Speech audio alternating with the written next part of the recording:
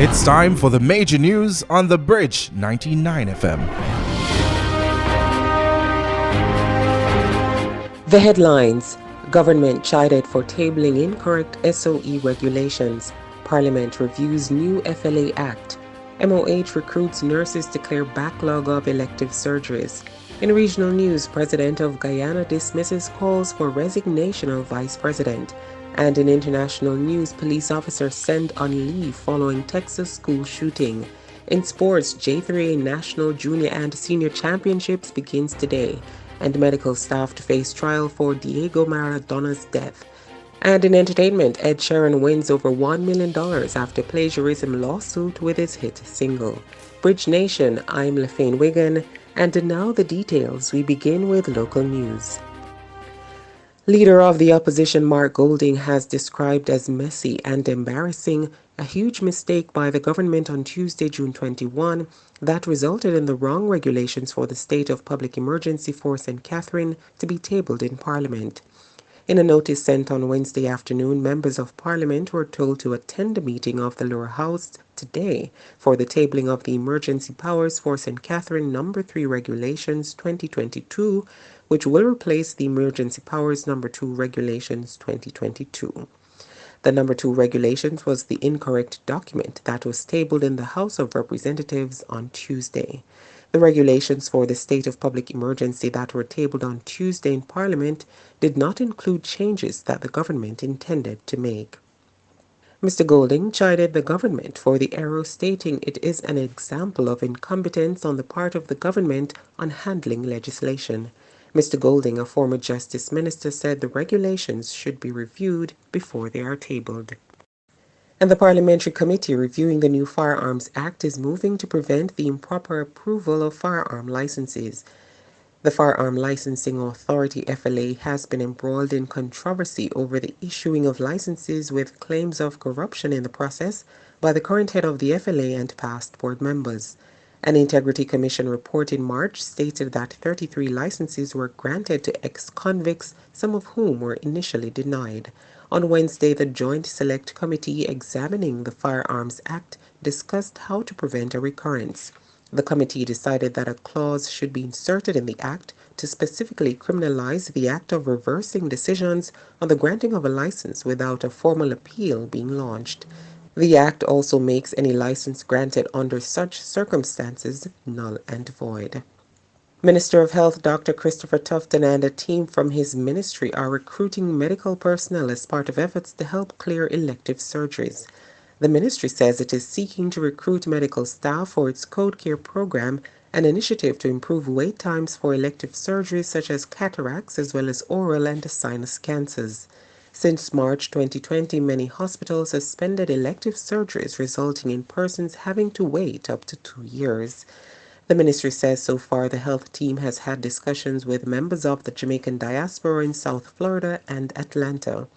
In addition to the U.S., the Health and Wellness Ministry says it is also to recruit personnel from Canada and the United Kingdom. It says recruited nurses will be provided with air and ground transportation, accommodation, and an allowance for the duration of their stay in Jamaica. And in regional news, President of Guyana Irfan Ali has dismissed calls from the opposition for Vice President Bharat Jagdeo to step aside or be fired to allow a probe into the allegations of corruption leveled against him by a Chinese businessman.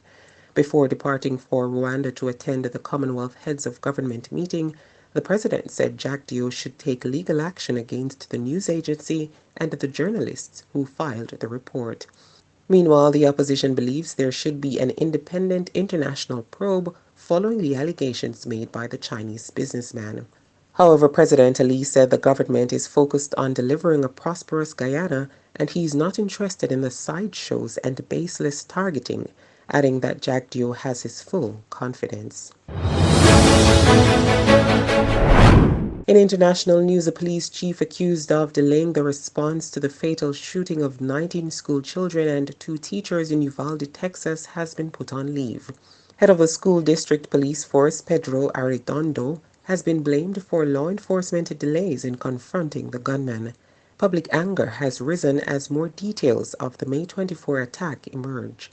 State lawmakers are investigating why police waited for more than an hour outside the Robb Elementary School classroom in which the assailant had barricaded himself before a team made entry.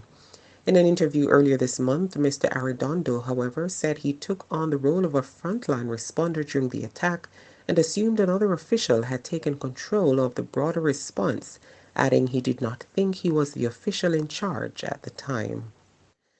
And only 100 days are left until paper banknotes are taken out of circulation in the United Kingdom. The Bank of England recently announced that remaining paper £20 or £50 notes should be spent or deposited by the end of September. The bank added that an estimated 163 million paper £50 banknotes and about 314 million £20 paper notes were still in circulation. These notes are reportedly being replaced with plastic versions like the £5 and £10 note, which are more durable. According to the Bank of England, the newer polymer notes were also harder to counterfeit. It's now time for sports and entertainment news with Vaughn. Hey Bridge Nation, I am Vaughn Thorpe with your sports and entertainment news 360. The JAAA National Junior and Senior Championships are scheduled to get underway today, June 23, at the National Stadium.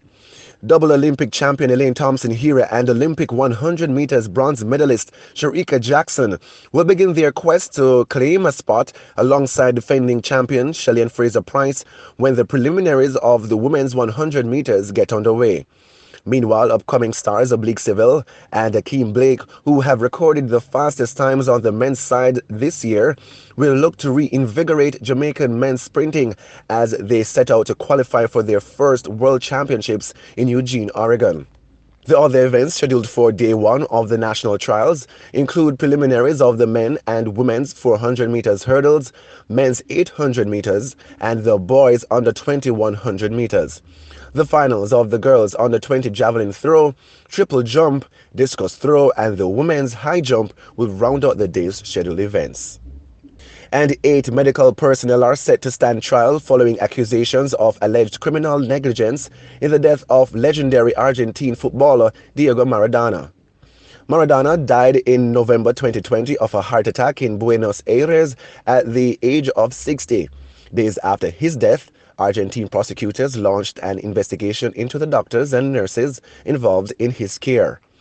As a result, a judge has ordered a homicide trial after a medical panel found that Maradona's treatment was inadequate and had deficiencies and irregularities.